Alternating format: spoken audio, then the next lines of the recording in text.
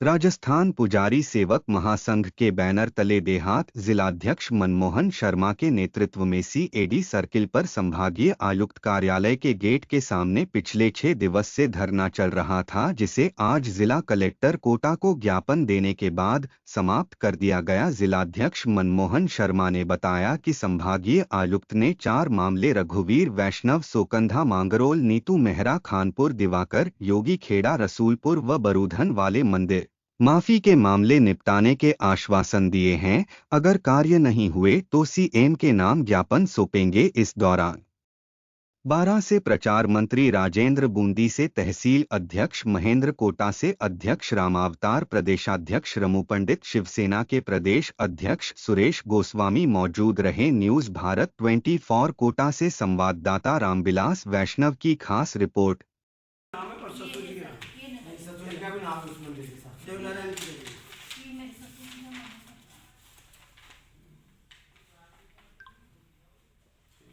तहसीलदार जी और SDO साहब कहते हैं कि चारों भाइयों का नाम है, तीनों भाइयों का नाम है।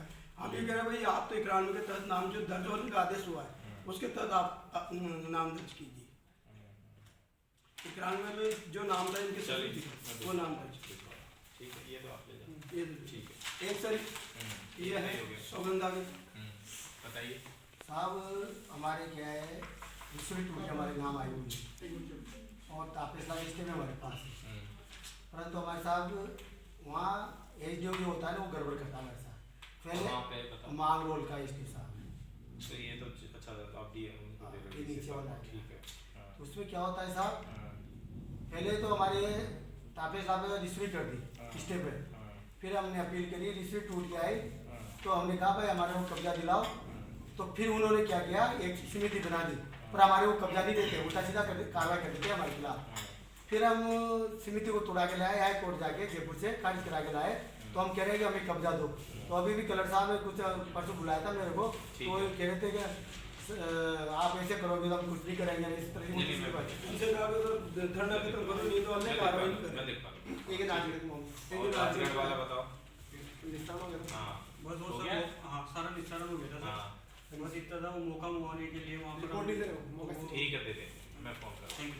पुजारी सेवक महासंघ से हमने संभागीय आयुक्त के सामने 4 दिसंबर से लगातार धरना स्थल चल रहा है और हमारे 4 मामले थे जिनमें 3 का निस्तारण हो चुका है और कुछ भू माफिया है जो लगातार पुजारी परिवार को परेशान करते हैं, उन्हें जमीन से बेदखल कर देते हैं और उनकी जमीन मंदिर छीन के उन्हें भगा दिया जाता है। जब पीड़ित थाने में जाता है तो उसे वहाँ से भी भगा दिया जाता है। हमारा यही कहना है, आज जिला कलेक्टर साहब के सामने हम ज्ञापन देने और उन्हें सूचित करने आए कि आपका हम बहुत बहुत धन्यवाद देते हैं कि आपने हमारे पिछले मामलों में भी बहुत हमारी मदद की है और उनमें हमें सफलता मिली है। मगर कुछ दिनों से लगातार पुजारी सेवक महासंघ देख रहा है, लगातार पीड़ित पुजारी के मामले बढ़ते जा रहे हैं। ऐसा क्यों हो रहा है? जो बड़े बड़े पदाधिकारी बैठे हैं, जो मंत्री बैठे हैं, वो अपने वोट की अपनी लालसा के आधार पर एक पुजारी परिवार की सहायता नहीं करते हैं, क्योंकि उससे बोलते तेरे पास क्या है, तेरे पास कुछ भी नहीं है। जो गाँव के दबंग है, माने लोग हैं, गुंडे राज है, उनकी जमीन छीन के पुजारी को वहाँ से बाहर निकाल देते हैं। अभी हम कलेक्टर साहब से बोलेंगे इन मामलों में आप सुनवाई करें और ऐसा इसमें कानून पारित करें कि आए दिन पुजारी परिवार की जमीन नहीं जाए, पुजारी परिवार के बाल बच्चे बेघर नहीं हुए। और हम अभी हमारा धरना आज समाप्त करेंगे और अगर हमें न्याय कार्रवाई नहीं मिलती है, सिर्फ आश्वासन मिलता है, तो समस्त राजस्थान पुजारी सेवक महासंघ और हिंदू सनातनी ये धरना मुख्यमंत्री आवास के बाहर लगाया जाएगा। कितने दिन से चल रहा है आपका धरना? हमारा धरना 6 दिन हो गए, अब तक लगातार चल रहा है।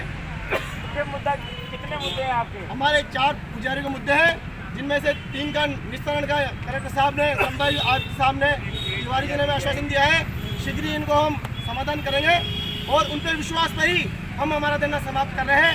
मगर और वो माफिया की कार्रवाई और पुजारी परिवार की मंदिर जमीन उनको सुरक्षित रूप से दिलाई जाए। अगर इन पर कार्रवाई नहीं होते हैं तो समस्त राजस्थान पुजारी सेवक महासंघ के जितने भी पदाधिकारी पुजारी गण हैं और मुख्यमंत्री आवास के बारे में लगाएंगे। आपका नाम क्या है? आप बोले सर। मैं राम नारायण योगी। हमारा मटू उम्मेदगंज में भूमाफियाओं ने कब्जा हमारी ज़मीन पे कर रखा है और हम उनसे ज़मीन मांगने के लिए जाते हैं। हमने द्वारे पे छुपाई थी, लेकिन जब हम जाते हैं तो हमें मारते हैं, लड़ाई झगड़ा करते हैं और हमें दादागिरी करते हैं। हमारा केस हमने यहाँ दायर किया, केस में कोई सुनवाई नहीं हुई, तो हम कलेक्टर में आए। हम पुजारी भाइयों के, हमारे संघ के जो अध्यक्ष हैं, इनसे मिले और इन्होंने हमें आत्मविश्वास दिलाया सामने हमें थोड़ा विश्वास दिलाया कि भाई आपका काम होगा। मतलब पब्लिक को हर काम के लिए जिला कलेक्टर के पास आना पड़ रहा है, वो भी धरना करके। रघुवीर बैरागी है, हम बारा जिले के निवासी हैं, ग्राम सोकंदा तहसील मांगरोल से। हम गत वर्ष 7 सालों से पीड़ित हैं। 7 सालों से हमारे पास कोई ज़मीन नहीं है मंदिर की। हम वहाँ परंपरागत पुजारी हैं, परंतु हम कोर्ट से जीत के आने के बाद भी कभी तो प्रशासन एसडीएम रिश्वरी कर देता है, रिश्वरी को तुड़ा के लाते हैं, तो कभी समिति बना देता है, समिति को तुड़ा के लाते हैं, तो फिर कहते हैं कि हम ये कर देंगे वो कर देंगे। प्रशासन दादागिरी करता है परंतु कब्जा नहीं दिलाता है। ये सब करने के बजाय हम अनुरोध करते हैं प्रशासन से कि हमें कब्जा दिलाएं, इधर उधर की बातें नहीं करे प्रशासन। हम कब्जा मांग रहे हैं, हमें कब्जा दिलाएं और न्याय दिलाएं, क्योंकि हम प्रशासन की वजह से ही पीड़ित हैं। न्यायालय का हमारे पास न्याय मिला हुआ है, रिश्वरी टूट के हमारे पक्ष में आई हुई है, फिर भी प्रशासन कब्जा नहीं दे रहा है। तो हमारे को मुख्यमंत्री आवास से आज आदेश मिला है कि आप धरना समाप्त कर दीजिए। अपने 12 कलेक्टर साहब से बात कर लीजिए, इसीलिए आप आज धरना समाप्त करो।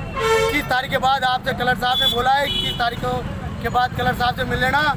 आपका काम नहीं होता है तो वापिस आप मुख्यमंत्री कार्यालय आके मिल सकते हैं। इसलिए हम आश्वासन की मिलने के कारण हम आज एक मिनट परंतु यदि हमारी मांगे पूरी नहीं हुई हम मुख्यमंत्री कार्यालय के सामने 2 बजे भर के जाएंगे और निश्चितकालीन अंतर पर बैठ जाएंगे। हमारा मरना और जीना वहीं समाप्त हो जाएगा, हमारी जिंदगी का आखिरी पड़ाव वहाँ होगा। जय हिंद, जय भारत। हमारी कानपुर तहसील की जमीनें और टीगरे गाँव में पूजा है, देवनारायण भगवान की पूजा है और ये 1.5 साल से हमें पूजा नहीं करने दे रहे। जब से पुजारी रजिस्टर में नाम चढ़ने लगे तो वो कहते थे मेहनत से पूजा करो, हमने मेहनत से आपने इसमें दे दिया एप्लीकेशन, ठीक है। मैं न्यूज़ 12 24 से रामविलास मिश्रा, कोटा संवाददाता।